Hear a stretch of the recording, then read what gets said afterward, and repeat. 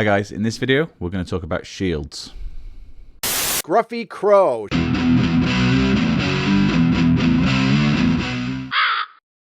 The shields that would be used on these are these old GW ones. So we've got a little bit of wood grain on the back. They had a little dimple in them for a handhold to notch on, flat front. And I quite like the look of those on these guys. And these are the 14mm sort of variety. And then these guys have got the same notches on their hands for taking these shields. But I think these guys used to take the sort of 12mm ones, like this one here. And I think that's the right size for them. A couple of models in this unit have got these shields, which are basically this one. Almost looks spot on. It's a little bit thicker, but I think that's because it's metal. With this sort of animal hide over. And I think these were from Scotia Grendel, and they were sort of a bit left over from a different project. I'm going to leave these attached because I said they're similar enough to these ones that it's all going to match in and give me a bit of variation. We've got, I don't know, yeah, about a quarter of these guys have got nice brand new shiny old Games Workshop shields. Other than them though, we only have these ones left. And though I could get the paint off, probably reuse a lot of these, we only have one of these smaller ones that I want to use on the Ungors, which obviously isn't going to cover this. And even reusing these, it's still not enough to cover all of these guys here. Now, with some other shields, like these old sort of Bretonian ones, there's scans floating around on the internet. However, no one appears to have scanned these sprues here. And now there are a few options available for sort of 3D prints of very similar shields. I did want the ones that I do have with the proper Games Workshop ones and these ones to match in, and I kind of want to make this portion of the army as authentic as possible. So I got to work and I designed this one. So if we get so this is the Ungor sized one, and as you can see it is precisely the same sort of diameter.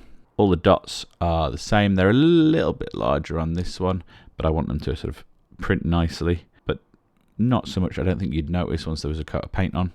And on the back we've even got the wood grain, if you can make that out on the unpainted resin there. The boards on these are the same widths apart. So every measurement I could take on these, I measured down to the sort of nearest 1/2 mil, which is really as small as my ruler goes. But I think I've made a pretty faithful rendition of them. My only issue is I think I actually went too delicate with the wood grain on my one. The other thing I changed on my one is I added this little raised ring on here. The idea behind that was to have it slot into the sort of bumps on the Ungors that little bit nicer, just so we had a little bit more to glue to so the shields didn't fall off. Now, I thought I'd measured them fairly accurately, but unfortunately they don't fit.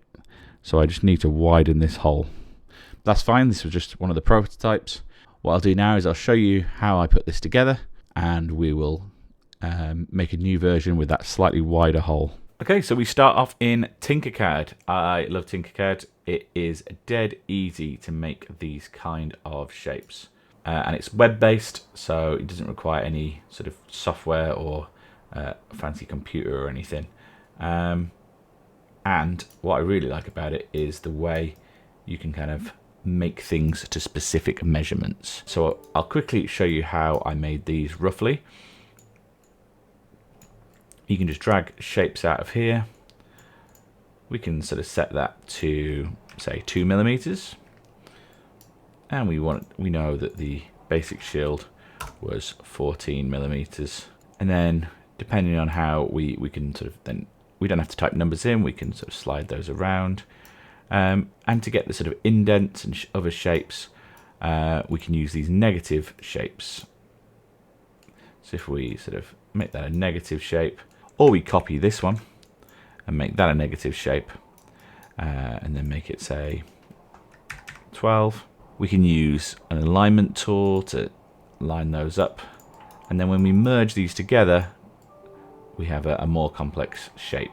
And this is sort of how I built these up. So if I copy one of these, I can show you that we've kept these brown parts separate for now, and you'll see why in a second. And then this is the the 14mm shield, and you'll see on the other side that it has got the studs as well, and they're all just separate tubes. So we can break that all down. You can see all the different parts that it's made of. So we've got, that is the indent on one side. We've actually got a separate indent on the other side.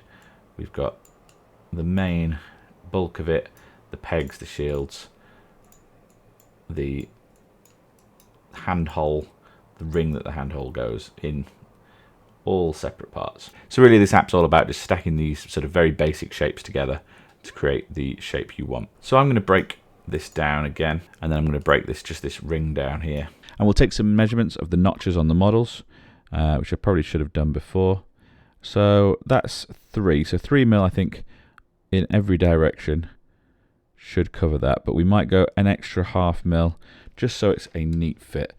And on the little ones, 3.5 should deal, I think, because these obviously aren't perfectly round, but I think 3.5 will be the number we want. So that means this negative space needs to be, oh, see, we had to get a whole mil off, I think. So we want that to be 3.5.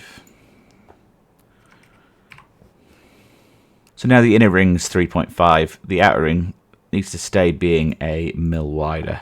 So we'll make that 4.5 in that direction and 4.5 in that direction. We will select both parts. I'm going to make sure they're all lined up, which they are.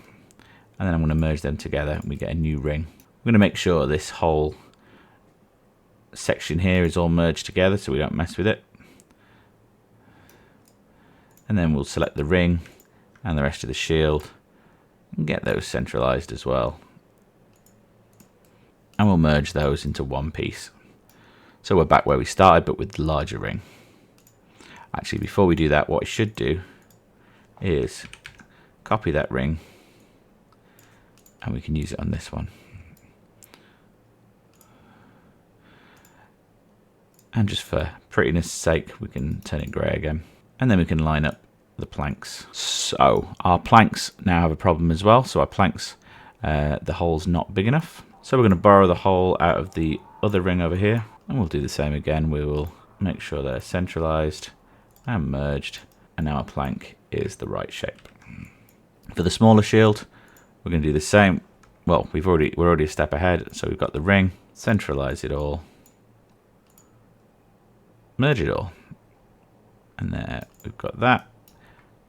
And I've already set the planks to the right size. I'm just going to rename this for a second. We're going to call it Accurate Shield 14mm. And I'm just going to export the wooden part as one file.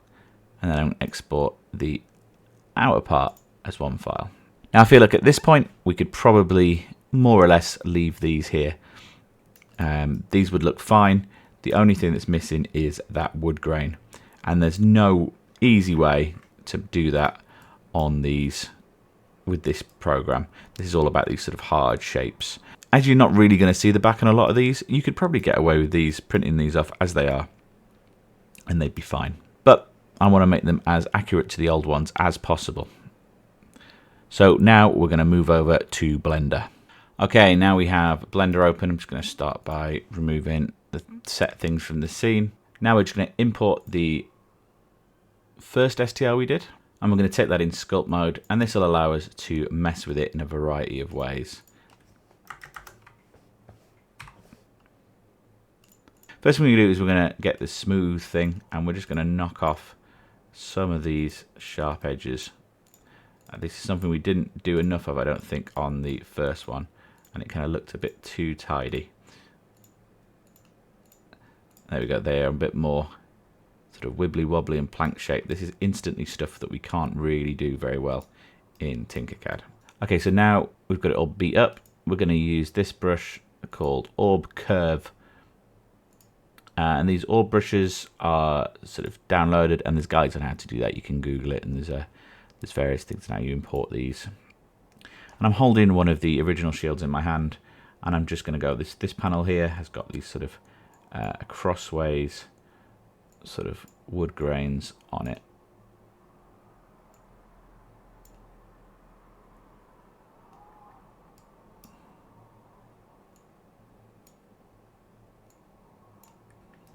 Something a little bit like that. So I'm just going to work my way across the shield, doing these sort of slashes and lines. So this second panel, they're a bit more sort of downwards like this. So this next panel only has these 3 lines on the original. So we're going to try and sort of replicate that. This one's got a sort of slightly wider part. And the good thing about sort of digital sculpting is if you do mess up like that, you don't have to try and flatten anything back out or fix anything. You can just sort of change your mind and have another go, which is quite good.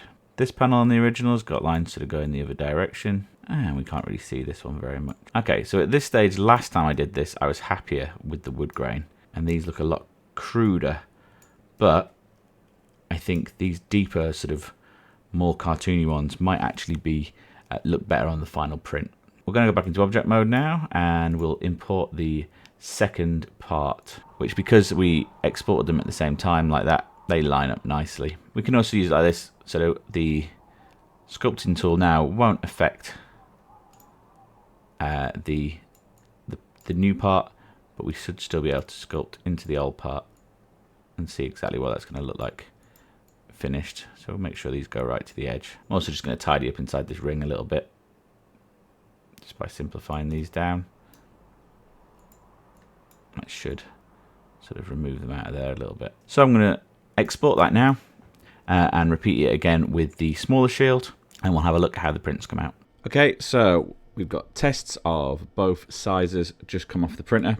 My first thought is the wood grain looks a lot more like the original, so I think I was correct in going that little bit harsher.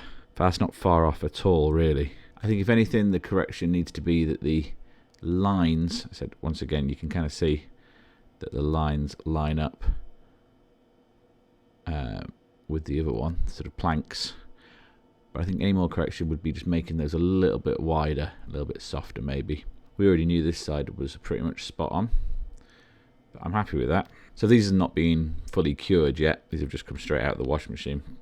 I'll strip them off these little sprues before I do, but let's see if this widened hole works properly. So this is the new one versus the last one, so you can see this has got significantly wider. We only put 1 millimeter on it, but it looks quite different. Oh, but whatever change we made to this file, I have noticed that look, something's gone wrong with this hole.